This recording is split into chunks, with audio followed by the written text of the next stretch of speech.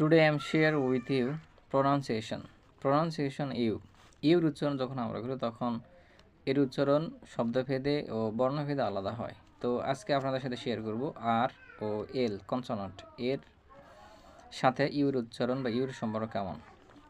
যদি কনসোনান্ট আর ও এল যদি ইউ এর পূর্বে বসে তাহলে ইউ এর উচ্চারণ দীর্ঘস্বর হবে। যেমন হচ্ছে আমরা যদি একটা উদাহরণ দিই, ফ্লুয়েন্ট এখানে এফ এল ইউর আগে কিন্তু এল রয়েছে, তাহলে এল থাকার কারণে ইউর উচ্চারণ দীর্ঘস্বর হবে ফ্লুয়েন্ট।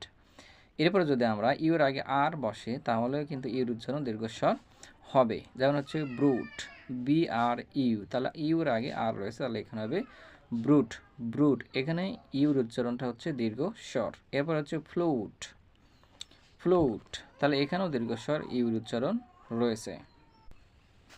যদি ফ্লুইড বলি আমরা তাহলে দেখুন FLUID ফ্লুইড, এই ফ্লুইডের এখানেও কিন্তু ইউর উচ্চারণ দীর্ঘস্বর হচ্ছে, কারণ ইউর পূর্বে এল রয়েছে, এল একটা কনসোনান্ট এবং ইউটা হচ্ছে ভাওয়েল। যদি ইউর পূর্বে এরকম আর ও এল বসে তাহলে সবসময় মনে রাখবেন যে ইউর উচ্চারণটা দীর্ঘস্বর হবে।